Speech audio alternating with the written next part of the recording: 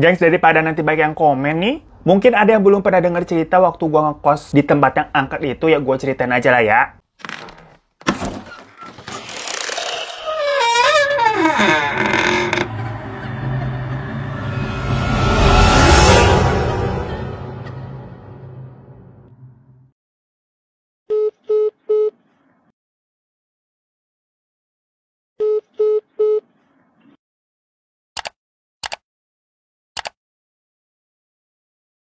Hai gengs, selamat datang lagi di Teman Cerita. Seperti janji gue kemarin, kalau di minggu ini akan ada lebih dari satu teman cerita. Makanya sekarang kita bacain lagi yuk. Cerita dari teman kita ini yang namanya Nurul, di mana dia sama teman-temannya itu tinggal di sebuah kos-kosan, yang ternyata di dalam kosannya itu menyimpan sebuah rahasia. Tapi ini maksudnya bukan rahasia gelap perselingkuhan ya, yang sampai bawa-bawa ke dalam kamar kos tuh. Ya, kebiasaan sih lu. Pada main bungkus-bungkus aja istighfar lu. Nyebut yuk. Bot.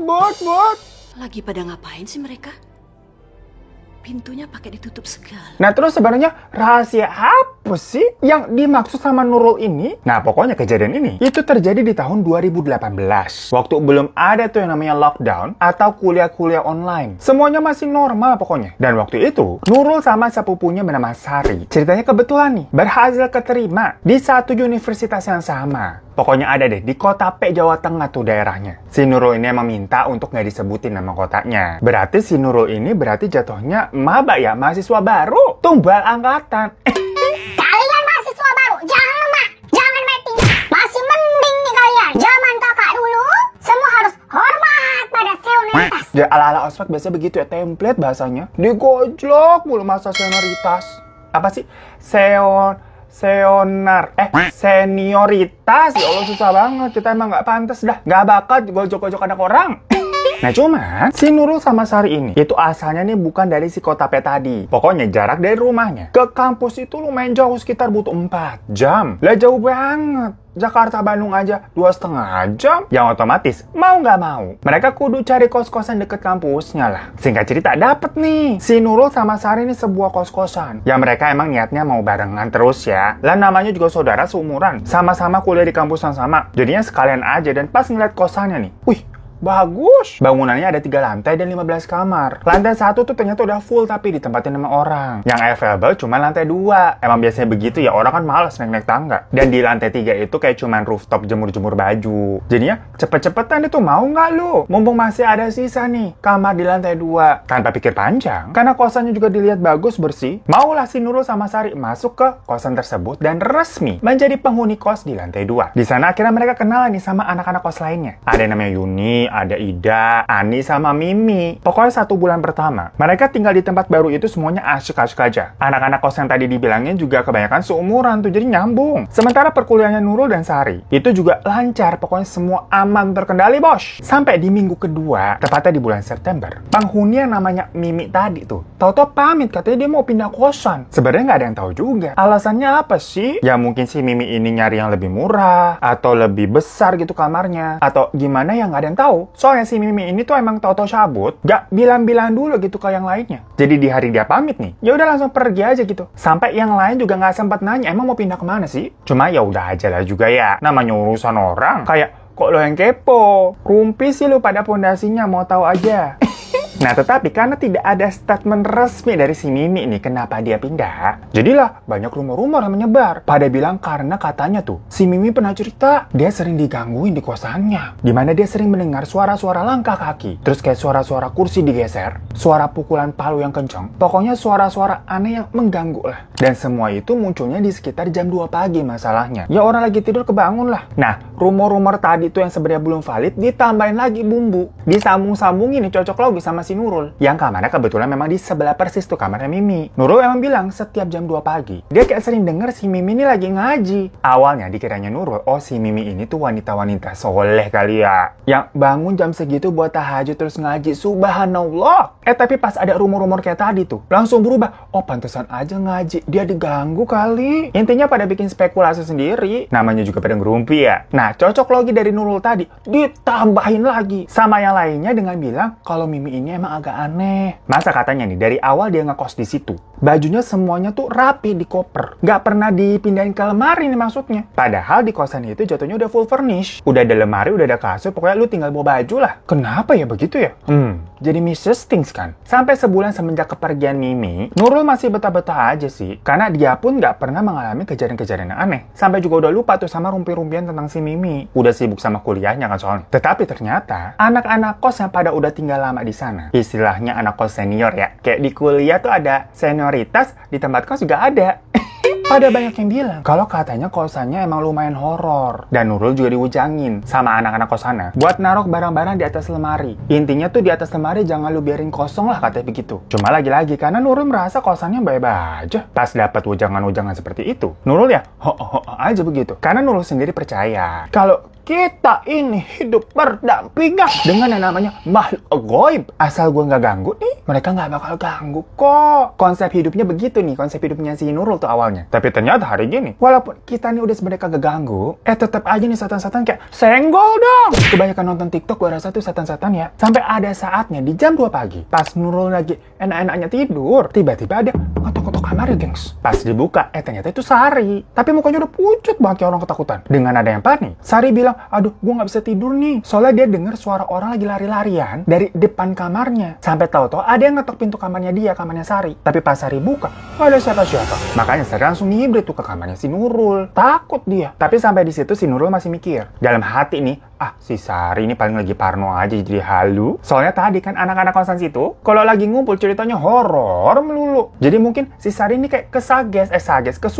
Bisa aja kan begitu ya? Nah, di malam berikutnya, kejadian yang dialami Sari ini ketulah ke si Nurul akhirnya. Yang dari awal sebenarnya si Nurul kan skeptis mulu tuh. Di jam yang sama, gengs, yaitu sekitar jam 2 pagi. Tiba-tiba Nurul ini ngedenger kayak ada suara orang lari-lari. Kayak, siapa sih orang lari-lari jam segini? Beber kayak mundar-mandir begitu. Karena lebih ngerasa bukan takut ya, tapi keberisikan. Nurul memutuskan untuk masang earphone. Buat, udahlah dengerin lagu aja. Mending kita chill gitu kan sambil tidur. Nah, tapi ternyata suara larinya itu kedengarannya makin kenceng, gengs. Dan jadinya lebay. Padahal si Nurul ini udah pakai earphone loh. Sampai-sampai pintu kamarnya Nurul tahu-tahu diketok juga. Di situ baru tuh nyalinya Nurul nih ciut dan merinding parah. Dia jadi keinget tuh ceritanya Sari kemarin. Ngapain jadi ngetok pintu kamar gue sih? Si Nurul awalnya mikir ini Sari lagi atau bukan. Tapi bener nggak ada suara. Kalau Sari kan kayak Nurul gitu kan. Ini enggak, cuma ngetok doang. Jadinya Nurul ini mencoba untuk cuek. Karena dia nggak berani buka juga. Takutnya kayak si Sari kemarin kagak ada siapa-siapa.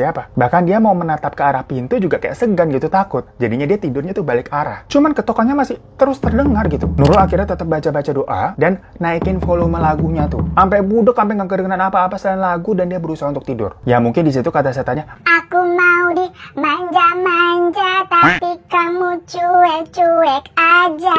udah tuh malam itu. Akhirnya Nurul menganggap mungkin kosannya memang horor nih, bener kata orang-orang. Tapi selama kita cuek, setannya juga bakal pergi sendiri lah. Setelah beberapa hari berlalu, kosannya tuh akhirnya terasa cukup tenang tanpa adanya gangguan-gangguan yang terlalu heboh-heboh lah. Nurul soalnya juga udah mulai beraktivitas normal nih, dan melupakan hal-hal yang serem-serem kemarin karena dia juga udah sibuk sama urusan kuliahnya. Tapi ternyata mungkin karena dicuekin terus nih sama si Nurul, setannya beralih ke kamar yang namanya Yuni sama Ida. Di mana Yuni sama Ida pas lagi ngumpul berdua tuh, mereka sama-sama mendengar suara ketukan palu. Masalahnya suara itu terus terdengar dari jam 2 pagi dan baru berhenti di jam 4 subuh, gengs. Kan ganggu total ya? Kayak nggak ngotak, ngapain malu-malu jam segitu. Nah, setelah Yuni sama Ida cerita begitu, alanya tahu-tahu gilirannya namanya Ani yang kena jatahnya juga nih. Ani cerita pas malam-malam, tahu-tahu ada yang ngelemparin dia kerikil, gengs. Masalahnya nih, dia posisinya lagi jalan menuju kamar kosannya. Lah, di situ siapa yang bisa ngelemparin kerikil? Nggak ada siapa-siapa soalnya. Setelah mendengar hampir semua penghuni kos, khususnya yang di lantai 2, itu kayak digangguin semua ya udah kena jatah ya. Nurul dan yang lainnya tuh yakin kalau kejadian yang mereka alami ini bukan semacam ngajak kenalan doang, melainkan udah masuk ke kategori neror karena kejadiannya terus berulang dan muter tuh gantian antara kamar 1, kamar 2, kamar 3 gitu. Jadi kayak ada jatah masing-masing tiap malamnya. Sampai tahu-tahu mereka semua itu serentak denger ada suara-suara kayak meja sama kursi gitu yang semacam diseret-seret kayak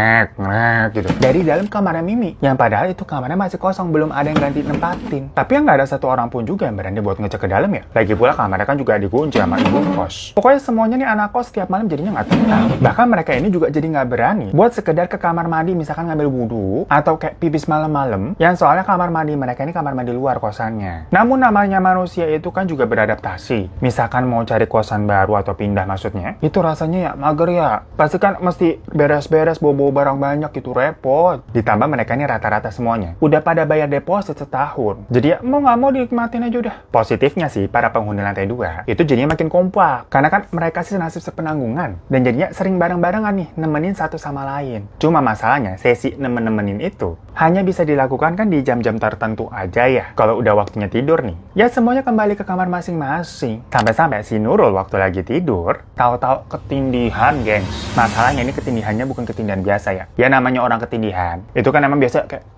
susah gerak gitu. Dan mata tuh rasanya kayak krip-krip gitu, kayak mau melek tapi susah gitu kan. Kalian pasti pernah deh. Kita nih padahal udah mau maksa melek gitu, tapi kayak aduh susah banget. Nah, pada saat itu dia sempat ngelihat samar-samar bayangan hitam dengan tangan yang panjang gitu di atas lemari bajunya. Tangannya jadi ngejulur sampai bawah. Nah, horornya di tengah kelumpuhannya itu, maksudnya kan nggak bisa gerak nih. Nama ilmiahnya tuh sleep paralysis lah. Si Nurul merasa ada yang kayak membayar rambutnya gitu, gengs. Cuma lagi-lagi Nurul kan nggak bisa ngeliat siapa gitu kan, kayak gerak aja susah. Badan kaku, mau melek juga kagak bisa. Sampai udah baca-baca doa nih dalam hati gitu terus menenangkan diri. Akhirnya si Nurul bener-bener bisa melek nih, bisa bangun. Tapi pas bangun tahu-tahu rambutnya udah terkepang rapi, geng. Lah siapa yang ngepangin dia coba? Orang pas tidur rambutnya tergerai biasa aja. Boro-boro bisa ngepang juga enggak tuh si Nurul. Cuma ya walaupun pas dilihat kayak kepangannya rapi ya, itu tidak membuat si Nurul seneng juga. Kayak ayo nih gratisan. Ala di Pantai Kuta, kepang-kepang, tato. Ya bisa kalau kejadiannya mistis kayak tadi, takut banget lah. Dan ternyata pokoknya masing-masing dari anak kosan di sana itu punya cerita horornya masing-masing. Ada yang digangguin waktu sholat, ditepok-tepok gitu gengs pundaknya. Atau lagi belajar nih kursinya ditarik gerak gitu. Pokoknya makin lama nih diganggunya semacam makin ekstrim rasanya. Yang membuat para penghuni kos itu mulai merasa lelah, kayak aku tuh capek. Cuma keadaannya balik lagi ya ke poin sebelumnya tuh, dimana kebanyakan dari mereka udah deposit setahun di sana. Tapi kalau begini ceritanya kan nggak tenang ya hidup tiap malam. Udahlah makin lama tugas kuliah juga makin numpuk, makin bikin mumet. Ditambah lagi hal-hal mistis begituan, kayak lelah banget hidup rasanya. Akhirnya mereka mulai memikirkan cara nih, gimana caranya untuk menghentikan teror ini supaya mereka ini bisa hidup tenang tidur di dalam kosan. Masing-masing dari mereka ini berusaha tuh nanya ke kenalannya masing-masing, yang kali-kali ada yang ngerti begitu-begituan. Ya mungkin bapaknya ada yang kenalan ustadz, atau ada yang punya temen indigo, atau ada yang punya kenalan orang pinter kali ya. Bagi-bagi tugas lah. Dan dari semua info yang telah mereka kumpulkan, mereka ini semuanya sama mendapatkan satu kesimpulan, di mana kata orang-orang, kemungkinan mereka tuh diganggu oleh sosok yang memang sudah menempati wilayah kosan itu sudah lama, dan sifatnya emang jahil banget. Yang intinya mereka ini sebagai tamu gitu ya, baru masuk, nggak bisa berbuat banyak. Dan Nurul sebenarnya juga udah mengadukan hal itu ke orang tuanya nih. Tapi jawaban bapaknya cuman bilang, udah banyakin doa aja ya nak. Bapak udah terlanjur bayar kos 1 tahun loh, mahal itu. Kita manusia jangan mau kalah sama setan. Jadi solusi bapaknya nih hanya mengencourage anaknya supaya udah sabar-sabar aja nak. Ya tapi coba deh, bapak yang tinggal di situ kadang mah ngomong gampang ya, tapi kalau ngalamin sendiri bakal keok pasti. Mereka juga akhirnya sempat nih ngobrol-ngobrol lagi, nanya-nanya sama senior-senior penghuni lantai 1 tuh rata-rata yang emang udah lama tinggal di kosan tersebut. Nah, dan rata-rata memang menjawab mereka kayaknya memang pernah diganggu kalau mereka lagi ke lantai 2. Tapi cuma di awal-awal doang lah. Kenalan doang itu mah. Yang seolah-olah memang kayaknya kalau di lantai 1 itu mah aman-aman baik. Jadi mereka ini menangkapinya kayak enteng-enteng aja. Istilahnya penganut paham. Untung cerita lu, bukan cerita gua. Sementara itu soalnya para penghuni lantai 2 itu kayak makin mantep digangguinnya. Yang mereka berpendapat kayak mana ada cuman kenalan. Orang sampai dikepang, dilemparin kerikil, ditepok-tepok. Kayak boleh nggak kita kagak usah kenalan aja? Atau kan udah digangguin nih terus menerus. Mau sampai kapan sih ngajak kenalannya emang? Masa kenalan sampai udah jalan 4 bulan? Ibaratnya nih lagi deket tapi kagak ditembak-tembak begitu kenalan mulu. Akhirnya karena mereka nih jatuhnya nggak dapet pencerahan, ceritalah ngadu mereka sama si ibu kos. Nah awalnya sama si ibu kos juga tanggapannya nggak percaya. Masa sih perasaan kalian doang mungkin. Tapi karena yang komplain tuh emang hampir seluruh penghuni lantai 2, si ibu kos ini memilih menawarkan jalan tengah. Oke lah, kita adain pengajian aja, biar kalian semua nih tenang nih. Nah ya udah, pengajian itu akhirnya direncanakan diadakan di hari Kamis minggu depan pokoknya. Soalnya si ustadznya bisanya jadwalnya di hari itu. Tapi sebelum hari H ke Kamis itu, ya gangguannya terus berdatangan. Yang mana nggak ada satu malam pun para penghuni kos di lantai 2 ini bisa tidur dengan nyenyak. Rata-rata karena adanya banyak suara-suara yang bikin mereka terbangun pagi-pagi kali ya. Jadinya susah kan buat tidur lagi, udah ketakutan duluan nih. Sampai-sampai mereka juga takut kalau misalkan pulang ke malaman atau mau keluar malam-malam, jadi kayak nggak punya kehidupan di luar kosan. Nggak bebas rasanya. Bukan perkara takut pagar tau-tau dikunciin ya sama ibu kos. Kosannya nggak se-strict itu kok. Tapi perkara ya itu, takut sama setan. Ya parno misalkan kalau nanti pulang ke malaman atau malam-malam gitu mau keluar. Tau-tau diliatin penampakan kan amit-amit ya. Jadi di atas jam 8 nih, semuanya udah pada ngendon masuk ke kamar masing-masing ketakutan. Sampai si Nurul nih mikir,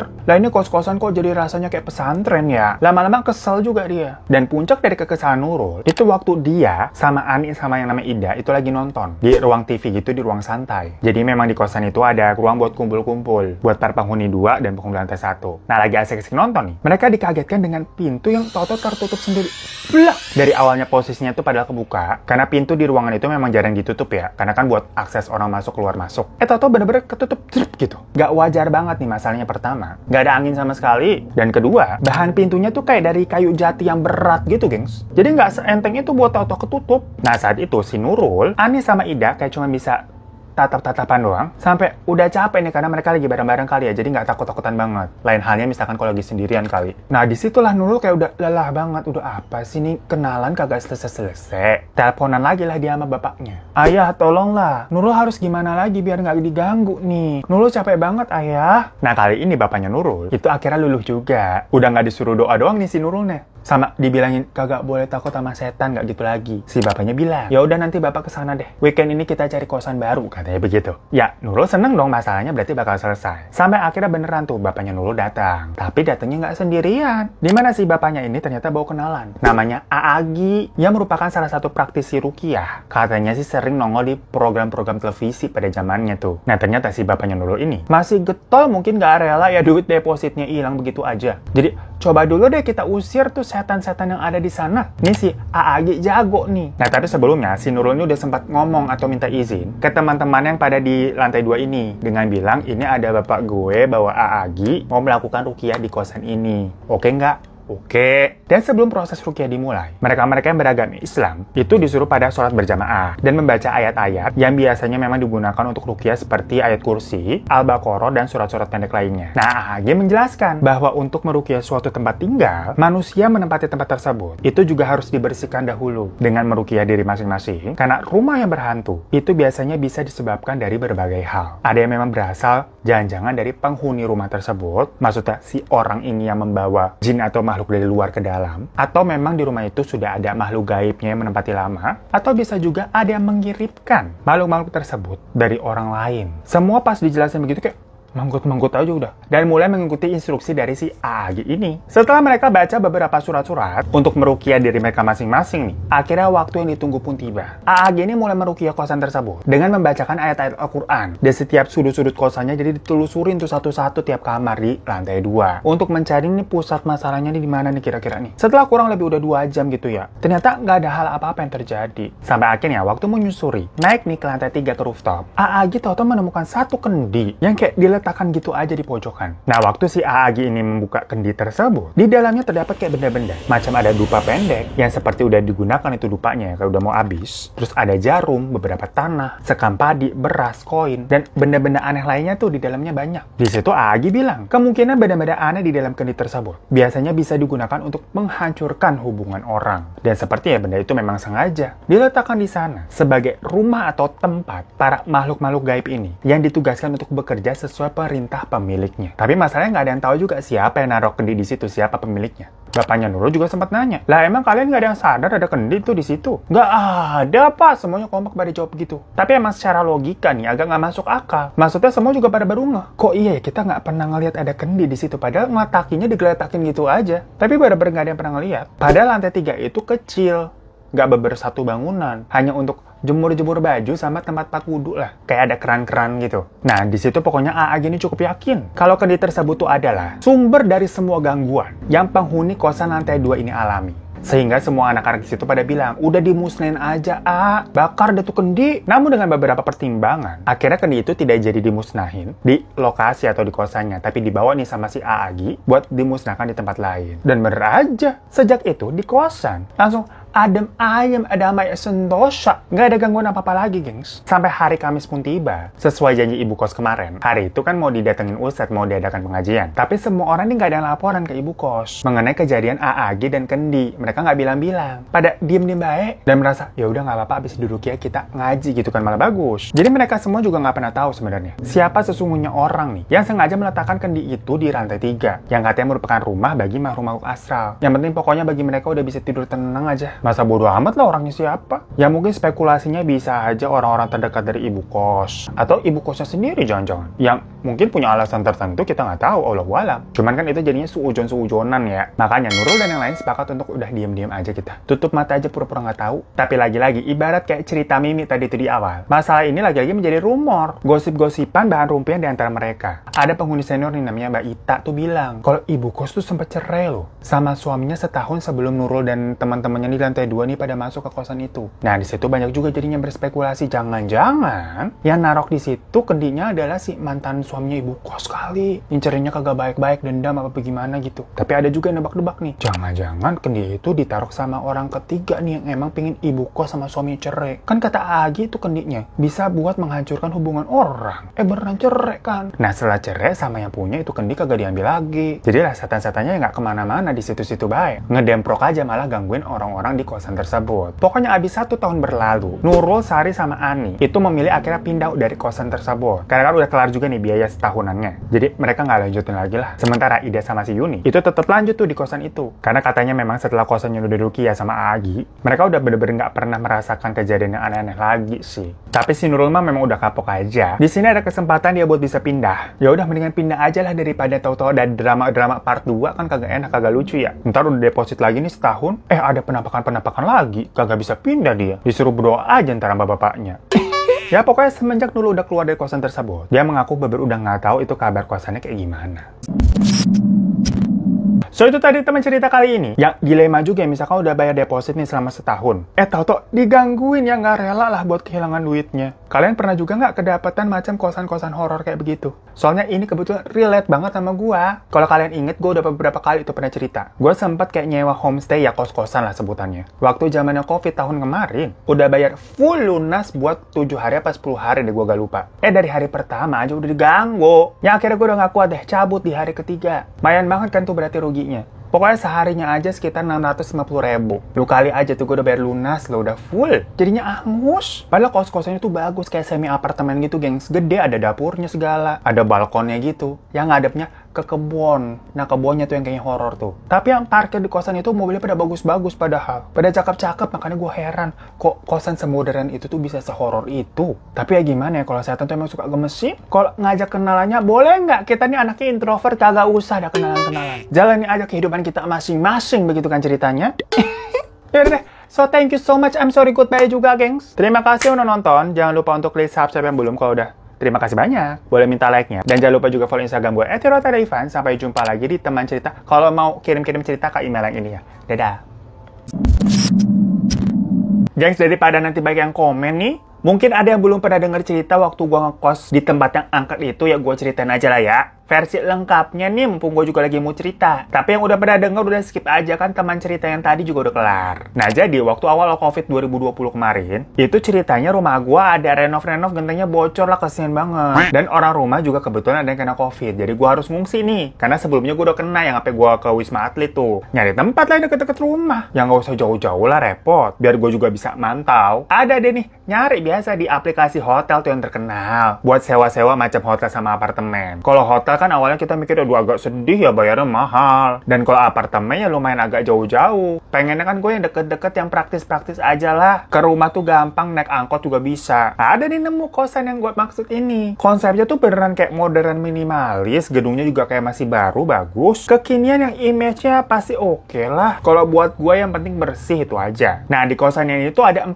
lantai geng sampai. Tapi semua lantainya tuh ada kamar ya, bukan rooftop. Dan aksesnya pakai tangga tuh sampai ke lantai 4. Lucunya nih dramanya ya. Gue kan mesen kamar yang paling murah lah, kita anaknya budget. Jadi gue mesennya tuh di aplikasi kayak yang macam studio. Cuman apa sih, buka pintu, langsung kasur, kamar mandi, TV, udah selesai begitu aja. Harganya sekitar 600 ribuan tuh per malam. Dan kalian sekarang juga mungkin banyak yang tahu ya. Kalau misalkan orang kena COVID, itu kan diharapkan diisolasi kurang lebih minimal 10 harian. Nah, karena kasusnya di rumah gue emang ada yang COVID, dan genteng juga agak-agak bocor begitu, kesian ya. Makanya gue langsung bookingnya tuh bayar full 10 hari aja lah daripada repot. Takutnya kalau bayarnya per hari gitu, tau-tau di hari, misalkan di hari ketiga, kamarnya full, jadi terpaksa gue harus pergi gitu nyari tempat lain kan. Drama ya. 10 hari kan kita bawa kopernya, baju-baju juga lumayan tuh. Makanya itulah alasan gue kenapa langsung bayarnya ya 10 harian. Kalau di aplikasi mah kan kita harus langsung bayar. Pokoknya lumayan tuh, berarti 600 ribu lu kali aja 10 hari.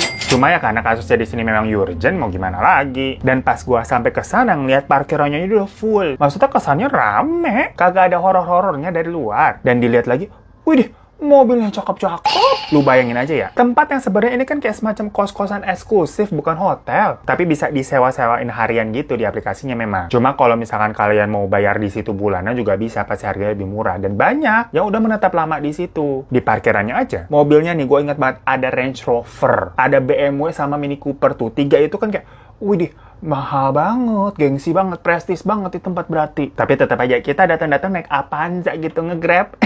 Ya udahlah ya, diantarin lah tuh ke kamar dan ternyata gue dapetnya di lantai 4 di atas. Bukan apa-apa, aksesnya masalahnya tangga nih cuy. Jadi ke lantai 4 ya ngos-ngosan, gotong-gotong koper, lu bayangin. Capek hidup. Dan pas kita buka kamar, set, loh kok gede banget kamarnya. Jadi ternyata memang kamar gua nih dapat upgrade-an. Jadi ke tipe yang eksklusif, di mana beber kayak semi apartemen, nanti gua bikinin denahnya deh. Sampai pokoknya ada dapur sama meja makan, gengs. Gua sampai pernah bikin satu video YouTube tuh di meja makan itu tuh. Saking gedenya luas. Terus di sebelahnya ada kamar mandi, terus ada kasur, depannya balkon sepanjang itu. Dengan view dari balkonnya itu tuh pohon tinggi-tinggi dari kebun sebelah. Nah, pas ngeliat nih kamarnya gede banget, gua make sure dong. Ini gua bookingnya yang studio loh. Tapi ternyata kata mas-masnya yang ngurusin, kamar di situ emang udah full dan sisa kamar ini doang, makanya mas ini dapat free upgrade dari kita, katanya begitu. Oh, di awal gue kayak, ya udah terima kasih ya. Cuman kan itu kondisinya pas kita check-in masih siang benderang nih, terang. Dan suasananya kalau siang mah enak, kamarnya luas, lega, sampai bisa bikin video. Perkara di teror mulu sama kalian kan, mana video baru begitu. Tapi gue udah ngebatin nih sebenarnya nih. Ini kalau malam dilihat-lihat view dari balkonnya, hutan, pohon-pohon begini, kebun yang lebat banget ya. Roman-romannya nih kayaknya malam kagak lucu nih keadaannya nih. Kita kan hidupnya agak mistis ya, mohon maklum. Bukan tipe-tipe orang yang pas ngeliat itu, wow, eksotis sekali, kita natural, menyatu dengan alam. Nggak begitu gue. Beda cerita emang biasanya. Cuma ya udah, mau apa lagi, udah bayar buat 10 hari, terus mau gimana? Kamar juga udah full, nggak bisa pindah kemana-mana. Pokoknya siang-siang itu paling problemnya cuma capek kalau kita ngegojek. Lah PR banget, harus naik turun dari lantai 4, bayangin. Sampai akhirnya sunset pun tiba. Tapi lagi-lagi, kita anaknya ini bukan tipe-tipe anak senja yang kayak ngeliat sunset, wow, so pretty begitu. Yang ada nih di hati kita, wow, udah mau maghrib, akan ada kejutan apa ya? Mulai deh tuh, gua mandi, sat, masih oke. Tapi pas buka pintu kamar mandi keluar, tahu-tahu auranya kok langsung beda total ini kamar. Bener-bener beda sebeda-bedanya, gengs. Aduh, jelasnya susah deh. Tapi kan gua mikir, ini 10 hari masih lama ya. Yaudah, kita coba buat positive thinking. Mungkin perasaan gua aja di tempat baru sendirian segede itu. Biasa kan kita di kamar nih petakan habisnya ya. Ya udah, kita sholat maghrib dulu aja lah. Habis itu sholat isya. Makin malam nih, perasaanku bener-bener nggak enak banget. Nggak tenang sama sekali. Gue masih terus kayak coba ngedit video kan. Tadi siang kan kita habis syutingnya tuh. Ngeditnya di meja makan. Untungnya video yang gue buat tuh kasus Mrs. Things. Bukan yang setan-setanan teman cerita. Karena menurut gue ya emang nggak mau nyari penyakit aja lagi di tempat begitu ngomongin setan-setan. Udah nih ngedit sampai jam 11 malam. Gue akhirnya maksa buat tidur. Karena takut nih udah mau lewat jam tengah malam. Parno aja gue. Nah, itu kan ruangannya gede banget ya. Tidur tuh rasanya nggak tenang sendirian di ruangan segede itu. Apalagi dari kasurnya nih, ada wilayah-wilayah yang nggak kejangkau sama mata. Terutama di bagian ngebedain dapur sama meja makan. Kalian ngerti nggak sih semacam ada sudut bakekok yang nggak kejamah sama mata kan pasti bawaannya kita kayak pano. Di sana ada apaan ya gitu. Udah nih berusaha buat tidur, gue nggak mimpi apa-apa. Tapi tahu-tahu gue kebangun kayak gitu. Kayak gitu, geng. Sampai kayak bebersesek rasanya. Dan deg-degan tanpa sebab. Terus badan tahu-tahu gemeteran. Ya nggak jelas juga kenapa. Pas ngeliat handphone, jam 3 pagi. Kayak, kenapa sih harus bangunnya jam 3 pagi? Dan itu kan kejadiannya kayak cepet ya. Jadi gue dari bangun, kaget gitu, terus refleks ngeliat handphone jam 3. Tahu-tahu di depan hidung persis nih, ada bau pandan campur melati. Itu harum banget. Nusuk kayak lewat gitu. Berdepan hidung persis gitu. Kayak di hidung nih diolesin Yong Liping begitu. Gue kan bingung kayak, duh elah masa sih digangguin? Lagi mikir begitu ya, dari ujung kaki sampai ke paha tuh jalar panas banget. Tapi gue nggak gerak, bukannya kayak gimana ya, agak mematung sih. Cuman otaknya kayak lagi nggak sinkron, saking kagetnya. Semacam, duh ini gue harus ngapain ya? Posisinya gue di lantai 4, jam 3 pagi, sendirian. Ya emang mesti ngapain nih gue nih? Ngibrit keluar mau kemana? Nggak berani juga gue. Kan gue nggak bawa mobil, terus mau naik apaan? Jadi gue diam aja gitu, takut-takut nggak jelas. Antara lemes sama males. Terus makin dramanya lagi apa coba? Tahu-tahu di luar nih, gerimis, tes. Hujan. Lah kan sinetron banget ya. Hujannya sampai ada geledek-geledek. Dari situ gue terus baca-baca doa. Dan gak bisa tidur sampai azan subuh. Sampai matahari keluar nih, nembus korden, baru akhirnya gue merasa tenang, tidur. Bangun-bangun udah jam 12 siang. Beraktivitas seperti biasa lagi tuh. Di siang hari gak ada apa-apa normal. Sambil bingung nih mikir, ntar malam gue harus ngadepinnya gimana kalau ada yang aneh-aneh lagi nih. Nah kebetulan memang gue nih tipe orangnya suka parnoan. Dan suka prepare berbagai macam hal. Karena di mari aja kan kita suka diganggu ya. Tapi rasanya kalau di rumah ya beda total. Ya paling kayak kaget aja gitu. Tapi kita diganggunya paling kita tahu nih usil pengen main doang. Gak pernah sampai berduk-dukan vibes-nya gitu, ketakutan gak pernah. Ya kalau dikagetin namanya kaget mau wajar ya. Dari orang kita tinggalnya di mari, jadi mungkin udah ngeblend juga gitu istilahnya. Beda cerita kalau di tempat baru. Kan kita gak kenal ya situasinya sama makhluk-makhluk di sana. Nah, itu yang lebih ngeri menurut gue, gengs. Nah, perkara gue anaknya emang suka lebay, dan tadi tuh prepare segala hal. Gue tuh di koper ya, emang bawa yang namanya lampu emergency, tau gak lo? Karena gue gak mau nih, kalau kejadian kayak film-film horor, yang adegannya tau-tau mati lampu nih, terus kita nyanterin pakai senter HP, menurut gue itu tambah horor gak sih vibes-nya? Malah lebih serem. Kan gue ogah banget ya ada adegan-adegan begitu. Jadilah, kita nih prepare bawa tuh lampu emergency yang pakai di charging. Kalau mati lampu, nyala satu dunia terang. Warnanya putih kan. Wah, cahaya ilahi lu. Konsepnya kayak menerangi dunia jadi kagak takut. Kesilauan itu setan paling. Nah, di hari kedua tuh, abis bangun, gue sempat ngomong kayak orang gila. Assalamualaikum, numpang-numpang bentar ya di sini, kita jangan ganggu. Gue bilang gitu. Nah, di dalam hati ini gue juga terbesit. Kayak tau-tau kepikiran aja. Jangan sampai entar malam ada adegan mati lampu. Bisa-bisa, ya bingung keok gue. Masalahnya kemarin aja jam 3 pagi kita bingung gitu otaknya mau ngapain. Apalagi kalau mati lampu. Masa disuruh nunggu azan subuh sama matahari di parkiran kan kagak lucu. Udah nih lagi-lagi adegan matahari terbenam yang menunjukkan maghrib telah tiba. Habis sholat maghrib, assalamualaikum ke kanan, assalamualaikum ke kiri, jebret, mati lampu. Satu hal di otak gue yang langsung gue inget, kayak, ya ilah masa iya beneran mati lampu?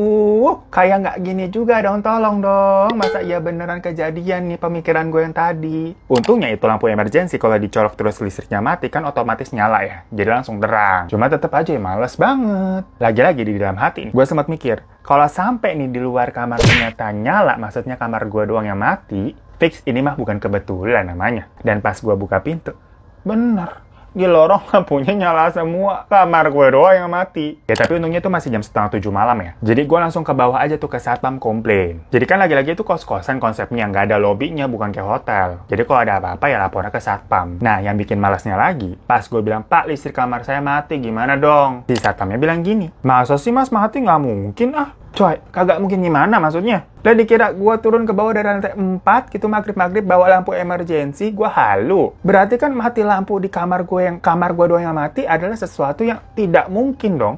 Memang sesuatu yang aneh sama si satpam ini akhirnya. Coba dicari-cari tuh meterannya, turun apa enggak misalkan gitu kan. Tapi ini nggak turun ternyata. Iya emang udah mati aja. Sampai ada kali sekitar 20 menitan lebih. Gue bete udah nunggu aja di bawah kan kayak nggak tahu mau ngapain. Terus akhirnya ada si mas-masnya tuh yang kemarin nganterin gue ke kamar, petugas kosannya emang. Bilang udah bener mas, lampunya udah nyala, nanti kalau mati bilang saya lagi aja, katanya gitu. Dalam hati ya repot amat kalau mati lagi, bagaimana kalau jam 3 pagi gue suruh turun ke bawah. Tapi ya udahlah. Akhirnya malam itu gue begadang. Nggak bisa tidur pokoknya sampai subuh dan ngelihat matahari udah terbit baru bisa tidur. Karena perasaannya beber nggak enak itu gengs. Berber antara siang sama malam vibes-nya bisa sebeda itu, gue heran. Kayak masuk di suatu wilayah yang lain. Udah nih, kita masuk ke hari ketiga pas gue bangun siang-siang. Lagi-lagi siang hari tidak ada apa-apa. Aku pun masih sempat berjemur di balkon tuh yang luas banget, lalaya, ye. Karena kan kita katanya harus mendapatkan vitamin D buat meningkatkan imun tubuh. Pas lagi jemur-jemur nih, iseng-iseng gitu ngeliat ke daerah ke bawah kebun gitu kan. Jadi itu emang depannya kebun orang. Konsepnya pokoknya gini. Ini kosannya di tengah. Kalau kalian dapat kamarnya di sebelah kiri, itu view-nya ke jalan daerah TB Simatupang. Pokoknya kayak gedung-gedung, flyover gitu, metropolitan. Mungkin kalau dapat kamar yang di bagian kiri itu, vibes-nya bakal nggak serem, malah modern gitu, asik. Anak urban banget lah. Nah kebetulan gue di lantai 4 itu dapatnya view yang ke kanan. Yang sampingnya itu lahan kosong isinya kebun orang. Berber pohonnya gede-gede banget, tinggi-tinggi, sampai ke lantai 4 dan dahannya nyembul ke balkon, jadi serindang itu gengs. Lebat banget. Kalau foto-foto tuh siang-siang mungkin orang ngilangnya kayak villa-villa di Puncak atau di Bogor sama di Bandung kali liatnya. Nah pas gue lagi kayak ngelongok-ngelongok gitu, tau nggak gue menemukan apa? Ini sungguh klasik gengs. Sampai pas gue lihat bukannya kaget lagi, tapi lebih kayak pantesan capek banget gue. Nggak lain dan tidak bukan adalah Kutedebu Tuderan. Kuburan. Kira-kira ada 5-6 kuburan lah di kebun wilayahnya itu tuh. Ya emang alamat, pantesan dari kemarin kita repot banget hidupnya. Ya udah, lagi-lagi senja dan maghrib berkumandang. Sebagai pribadi yang ingin membangun image aku anak soleh, sholat maghrib lah dong diriku seperti biasa, seperti kemarin-kemarin. Habis selesai, assalamualaikum kanan, assalamualaikum ke kiri.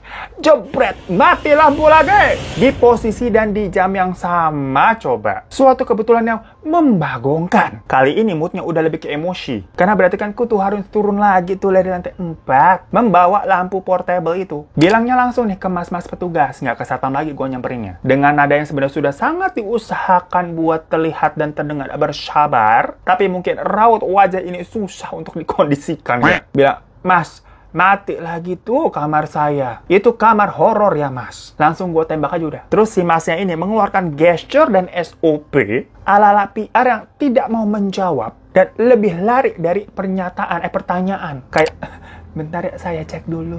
Ada kali sampai 1 jam diriku menunggu tuh di bawah. Kayak lama banget ini, kenapa deh? Jadi 20 menit pertama nih, masa datang lagi nih bilang, maaf ya sebentar nih lagi masih dicek. Balik lagi 30 menit kemudian. Aduh, ada yang error ternyata, sebentar ya mas. 40 menit belum kelar juga. Gue bilang, ada kamar kosong lain gak sih mas? Yang studio aja lah, gak apa-apa, udah yang kecil. Si masnya lagi-lagi bilang, udah full kamarnya, sisa kamar itu doang. Gue yang udah capek nungguin udah sejam. Dan mulut ini kan kadang suka ceplok aja begitu. Gue bilang lah habis katanya di situ pada nggak nyantai, capek saya mas. Si mas saya bilang begini, oh mas saya bisa lihat ya. Mohon maaf nih, jujur kita bukan anak IndiHome. Walaupun suka sensitif kayak tespek ya. Cuma dengan statement seperti itu, gue kan jadi berspekulasi nih. Si masnya ini merasa kepergok karena gue tahu nih dikira kamar itu memang beneran horor. Dan dari segi gue berarti kan semakin memvalidasi kalau beneran horor emang itu kamar. Bukan suatu kebetulan doang. Toto lampu mati atau gimana-gimana. Aduh, masih lama pula nyewanya kan? Habis sejam berlalu, baru deh tuh listriknya beneran nyala, udah bisa. Berkamar gue doang masalahnya mati, gengs. Dan lagi-lagi malam itu, ku tidak tidur. Walaupun mata ini sudah seperti kungfu panda, tapi, nggak nyaman sama sekali. Nonton TV ini dengan volume keras, yang buat mendistraksi suara-suara aneh yang keluar tuh dari balkon. Tahu-tahu,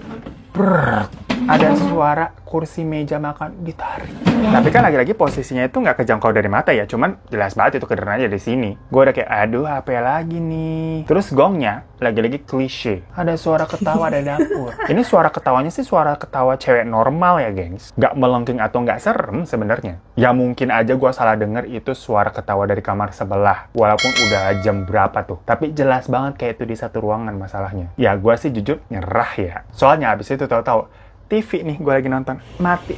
Blap! Gue sampai diam doang di kasurnya sambil megang remote gitu kan, coba nyalain, nggak bisa. Terus ya udah, gue nyerah.